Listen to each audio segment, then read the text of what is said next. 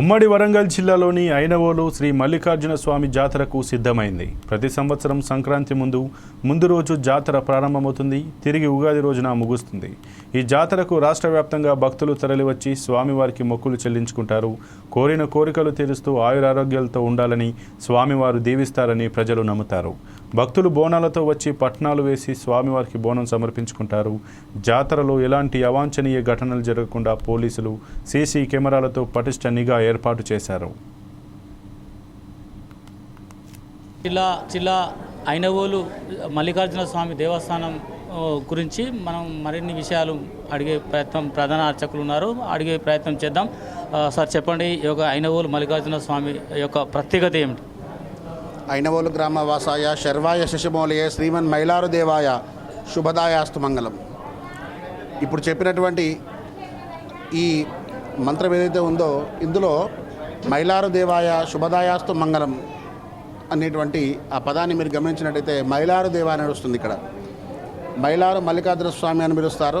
ఐనవోలు క్షేత్రం ఇది 9వ శతాబ్దంలో పశ్చిమ చాళుక్యుల కాలం లోపల త్రిభువనమల్లు బిరుదాంకితులైనటువంటి 6వ విక్రమాదిత్యుడు నిర్మించినట్టుగా మనకు చారిత్రక ఆధారాలు ఉన్నాయి. ఈ ఆలయం అంతా కూడా మనకు అష్టోత్తర శతస్తంభ నిర్మిత ఆలయంగా ఉంది.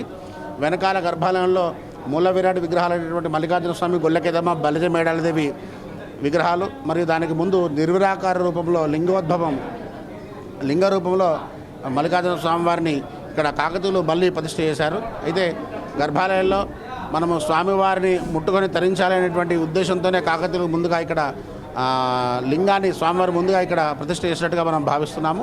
అలాగే ఇక్కడ జాతర సంక్రాంతి నుండి ఉగాది వరకు కూడా అత్యంత వైభవోపేతంగా జరుగుతుంది. సుమారు 20 నుంచి 22 లక్షల మంది దర్శించుకుంటారు స్వామివారిని.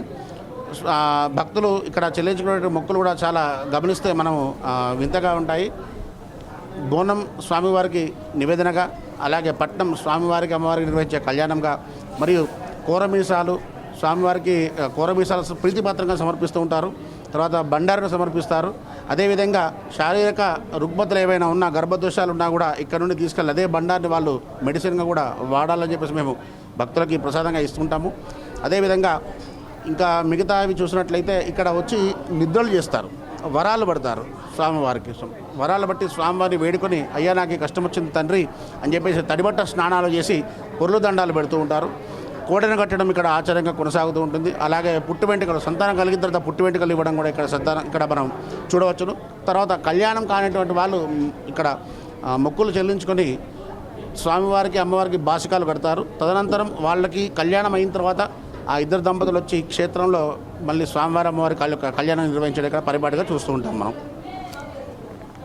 ఈ విధంగా యొక్క స్వామివారికి మొక్కులు చెల్లించుకున్నట్లయితే వారి కోరికలను తీర్చే ఆ కొంగు బంగారం అయినటువంటి మల్లికార్జున స్వామి ఈ యొక్క కోరికలను తీరుస్తారు.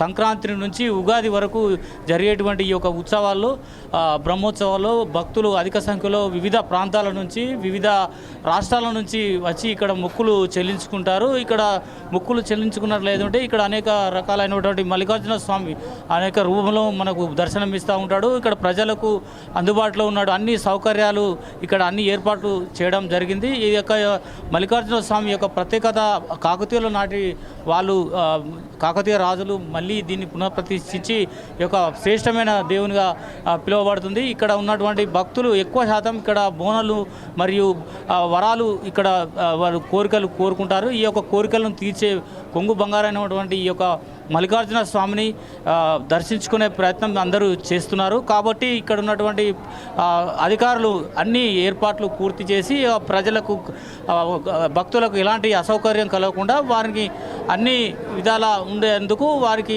అనేక ఇబ్బందులు కలగకుండా చేసేందుకు అన్ని ఏర్పాట్లు చేస్తామని చెప్పి చేసినారు. ఇది ఇక్కడ ఉమ్మడి వరంగల్ జిల్లా వ్యాప్తంగా ఉన్నటువంటి మల్లికార్జున స్వామి దేవస్థానంలో ఉన్నటువంటి మల్లికార్జున దేవస్థానంలో ఈ పరిస్థితి చూస్తున్నాం. ఇది ఇక్కడ ఉన్నటువంటి చాలా పరిస్థితి. కెమెరా పర్సన్ బాల్తో శ్రీనివాస్, 4 Sides TV, వరంగల్.